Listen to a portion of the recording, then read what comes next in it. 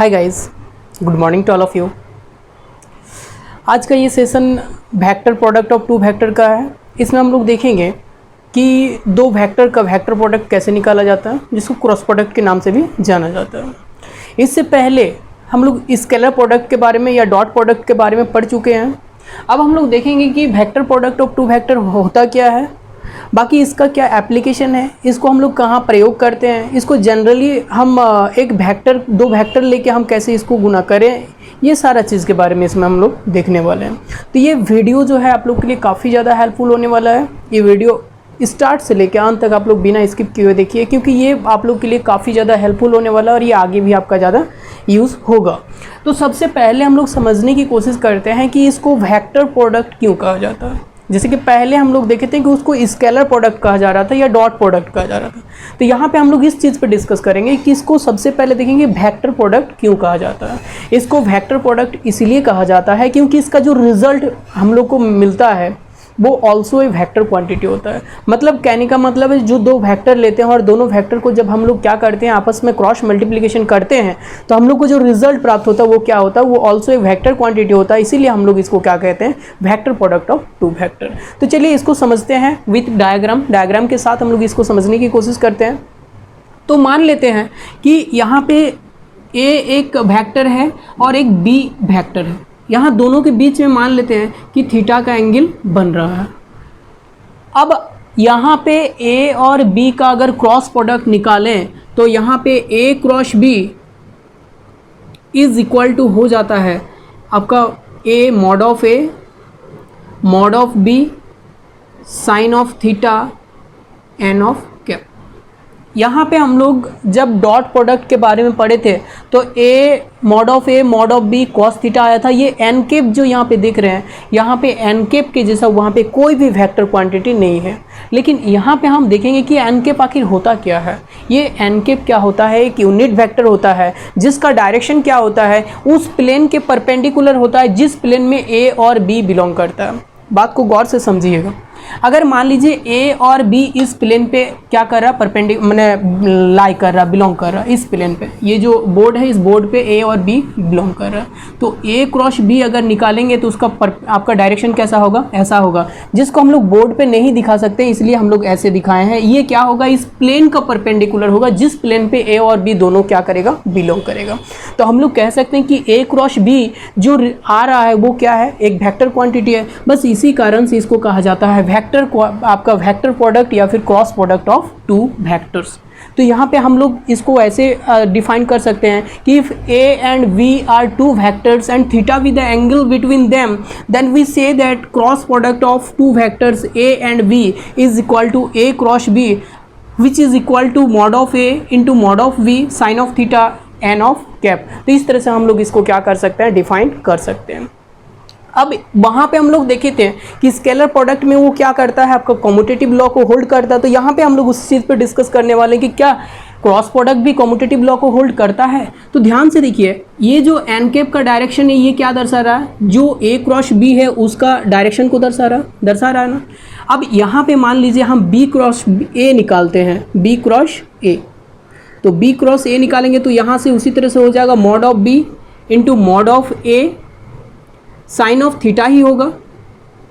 लेकिन देखिए N cap जो होगा, एन कैप का डायरेक्शन क्या हो जाएगा, माइनस ऑफ एन कैप हो जाएगा। क्यों, क्योंकि यहाँ पे हम लोग देख रहे हैं जब वेक्टर क्वांटिटी है तो बी क्रॉस ए निकालेंगे तो निश्चित रूप से जब यहाँ एन कैप का डायरेक्शन ऐसे लिए थे तो बी क्रॉस ए जैसे निकालेंगे तो उसका डायरेक्शन अंदर की ओर हो जाएगा, परपेंडिकुलर होगा। तो यहाँ पे इसका जो डायरेक्शन हो जाएगा ऑपोजिट हो जाएगा। और ऑपोजिट जब होता है तो हम लोग वेक्टर में पढ़ चुके हैं कि वेक्टर में उसका साइन क्या हो जाता है, नेगेटिव हो जाता है। तो यहाँ से यूनिट वेक्टर क्या हो जाएगा, बदल जाएगा। तो हम लोग इसको ऐसे लिख सकते हैं कि ये क्या हो जाएगा, A B sine theta minus हो जाएगा एन कैप, ऐसा हो जाएगा।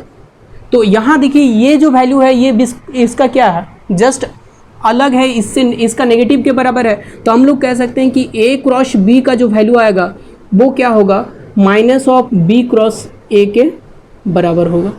ए क्रॉस बी का जो वैल्यू होगा वो क्या होगा, minus of B cross A के बराबर होगा। मतलब कहने का मतलब है ये कॉम्यूटेटिव लॉ को होल्ड नहीं करेगा। अब आगे हम लोग देखेंगे कि यहाँ पे ए क्रॉस बी तो हम लोग निकाल लिए, अब ए क्रॉस बी का अगर मैग्नीट्यूड निकाले, मैग्नीट्यूड मतलब आप लोग जान रहे हैं कि यहाँ पे हम लोग देख रहे हैं ये वेक्टर क्वांटिटी है, तो वेक्टर क्वांटिटी का क्या होता है, direction as well as magnitude दोनों होता है। तो यहाँ पे अगर मैग्नीट्यूड निकाला जाए तो मैग्नीट्यूड निकालेंगे तो क्या हो जाएगा आपका mod of A cross B. तो mod of A cross B जैसे निकालेंगे तो यहाँ mod of A into mod of B into mod of sine theta into mod of n के सारा मॉड लग जाएगा। अब ध्यान से देखिए, ये ए का मॉड हम लोग मान लेते हैं कि यह ए है, इसका बी मान लेते हैं और साइन थीटा का साइन थीटा ही अगर रहने देते हैं, एन कैप का मॉड क्या होगा, यहाँ पे 1 होगा। यहाँ पे आप लोग का क्वेश्चन आ सकता है कि एन कैप का मॉड आपका 1 कैसे हो गया, क्योंकि हम लोग यूनिट वेक्टर में पढ़ चुके हैं। ये है क्या, ये एक यूनिट वेक्टर है जिसका काम सिर्फ डायरेक्शन दिखाना है, उसका मैग्नीट्यूड 1 है। तो जब मैग्नीट्यूड 1 है तो मॉड लेंगे तो इसका क्या आएगा, 1 आएगा, क्योंकि मैग्नीट्यूड क्या होता है यूनिट वेक्टर का, 1 होता है। तो यहाँ पर हम लोग कह सकते हैं कि mod of A cross B is equal to आपका क्या हो जाएगा, ए बी साइन थीटा। तो ये आपका इसका मैग्नीट्यूड हो जाएगा। तो बस वेक्टर प्रोडक्ट में इतना चीज़ को समझना है कि ए और बी अगर 2 वेक्टर है, उसके बीच का एंगल थीटा है, तो जब ए क्रॉस बी होता है तो ये एन कैप आता है।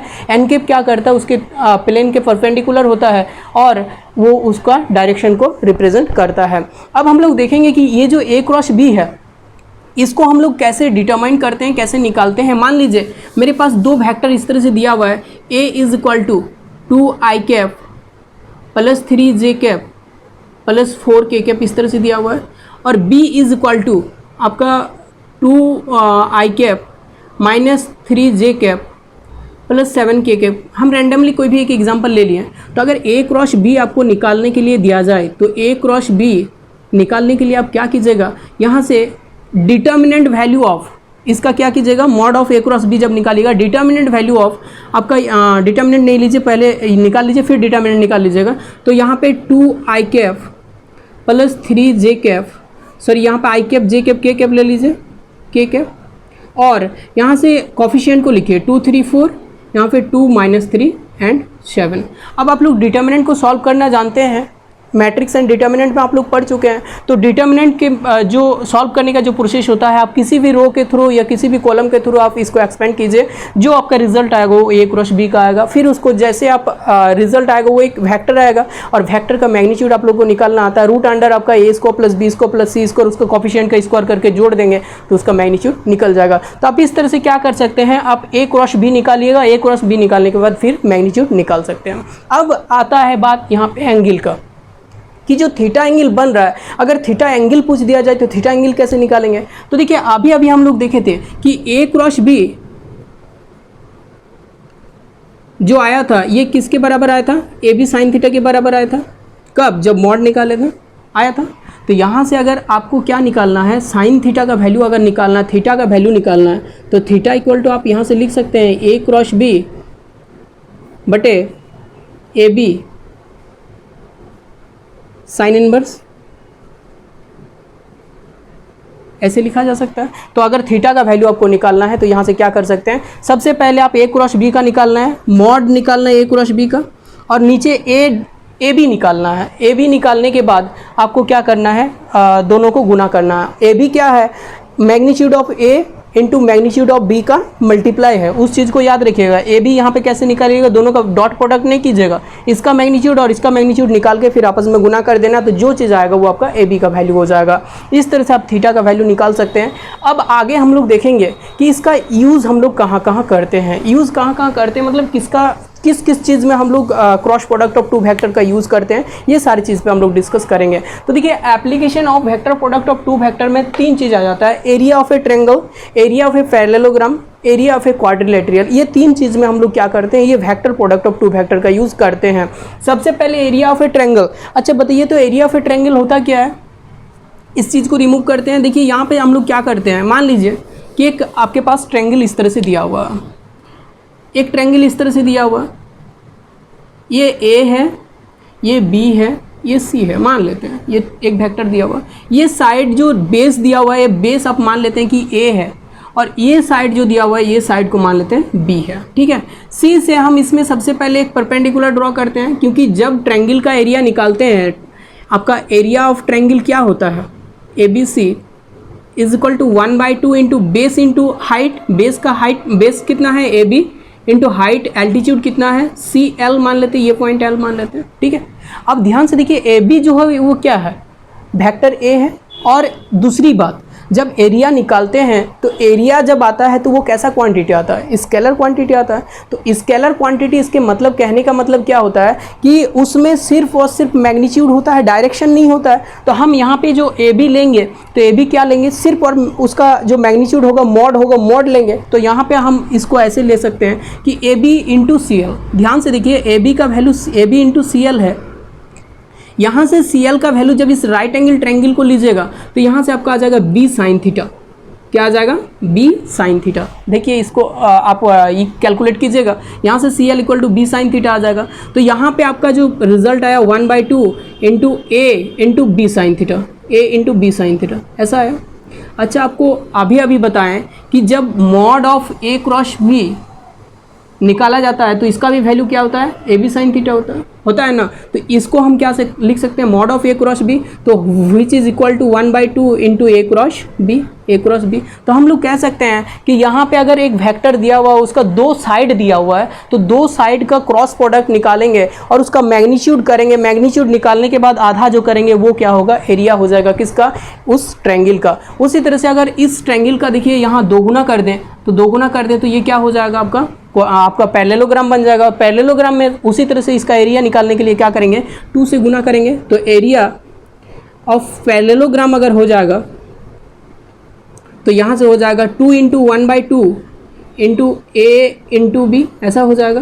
तो यहाँ से 2 कैंसिल हो जाएगा, तो इसका जो आपका एरिया हो जाएगा वो क्या हो जाएगा, A क्रॉस B। मतलब कहने का मतलब है आप दोनों वेक्टर का क्रॉस प्रोडक्ट लीजिए, क्रॉस प्रोडक्ट का मैग्नीट्यूड जो होगा वो उस पैरेललोग्राम के एरिया के बराबर होगा। सिमिलरली यहाँ पे क्वाड्रिलेटरल अगर लेंगे तो क्वाड्रिलेटरल के लिए थोड़ा अलग होता है। इसमें क्या होता है, आप उसका डायगोनल को लीजिए, दो डायगोनल अगर गिवन है, दोनों डायगोनल को इस तरह से ले लीजिए। मान लीजिए क्वाड्रिलेटरल आपको इस तरह से दिया हुआ है, ये मान लीजिए क्वाड्रिलेटरल इस तरह से दे रखा है, तो इसका इस डायगोनल को इस डायगोनल, दोनों डायगोनल को मिला दीजिए और दोनों डायगोनल का जो आपका वेक्टर होगा उस वेक्टर का क्रॉस प्रोडक्ट निकाल के आप उसका मैग्नीट्यूड निकाल के किसी भी क्वाड्रिलेटरल का एरिया निकाल सकते हैं। तो इसी तरह से आप vector product of two vector को समझ सकते हैं और इससे रिलेटेड जितने सारे प्रॉब्लम होगा उसको आप सॉल्व कर सकते हैं। तो आशा करते हैं ये वीडियो आप लोग के लिए बहुत ही ज़्यादा वैल्यूएबल रहा होगा। तो आप लोग अगर थोड़ा भी इससे मदद ले रहे हैं तो हमारे चैनल को सपोर्ट कीजिए।